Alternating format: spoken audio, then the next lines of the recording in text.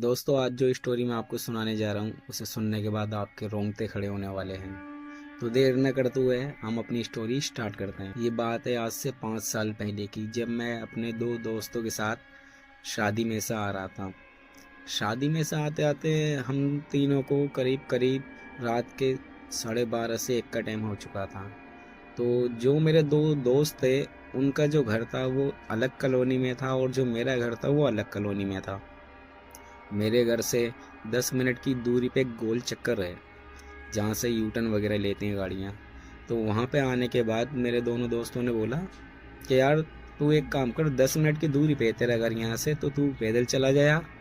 हम दोनों को इधर जाना है तो हम दोनों इधर निकल जाते हैं और पेट्रोल भी कम है।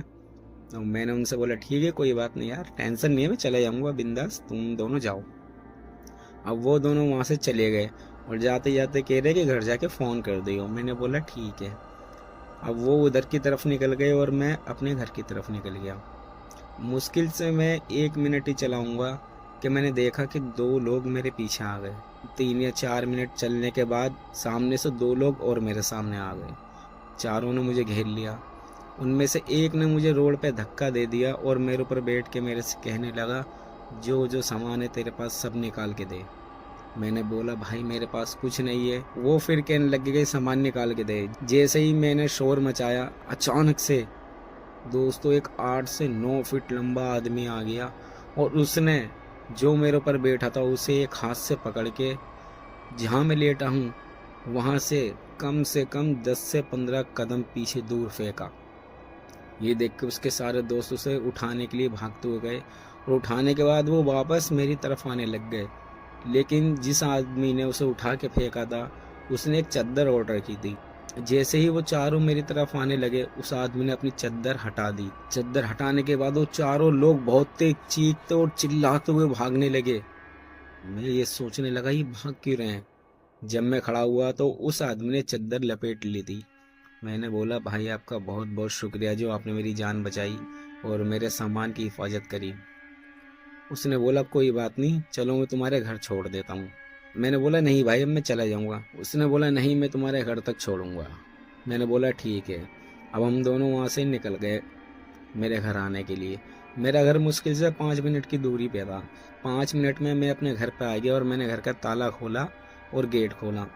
मैंने बोला भाई आ जाओ, पानी वगैरह चाय वगैरह पी लो, आ जाओ मैं बना देता हूँ। उसने बोला नहीं, मुझे कुछ भी नहीं पीना, ना ही कुछ खाना। एकदम वो जाने लगा। मैंने बोला भाई एक बात तो बताओ, जब वो चारों लोग हमारी तरफ आ रहे थे मारने के लिए तो आपने चद्दर हटा दी थी। चद्दर हटने के बाद उन लोगों ने ऐसा क्या देखा था जिसे देखने के बाद वो चीखते हुए और चिल्लाते हुए और डरते हुए वहां से भाग गए।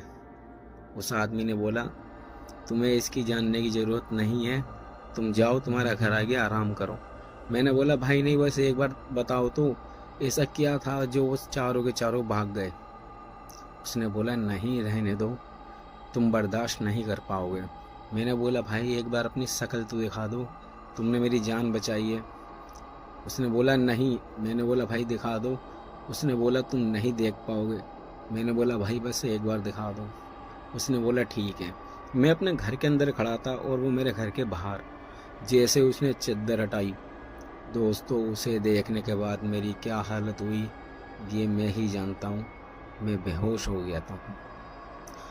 जब उसने अपने चेहरे से चद्दर हटाई तो उसकी आंखों में आंखें नहीं थी, आग के गोले जल रहे थे और वो इतना खतरनाक, इतना डरावना लग रहा था देखने में कि कोई भी देख के या तो उसे मर जाएगा या बेहोश हो जाएगा। उसे देखते ही मैं बेहोश हो गया और मुझे कुछ नहीं पता। सुबह जब मेरी आंख खुली है तो मैं अपने कमरे में लेटा था और दोस्तों मेरी जो घर का गेट है वो गेट बंद था। और सोचने वाली बात यह है कि कुंडी अंदर से बंद थी, ना कि बाहर से। मैं समझ गया वो कौन था। दोस्तों वो जिन्नात था जिसने मेरी जान बचाई और जो मुझे घर तक छोड़ के गया। अगर आपको हमारी कहानी पसंद आई हो तो प्लीज़ हमारे चैनल को सब्सक्राइब ज़रूर करें।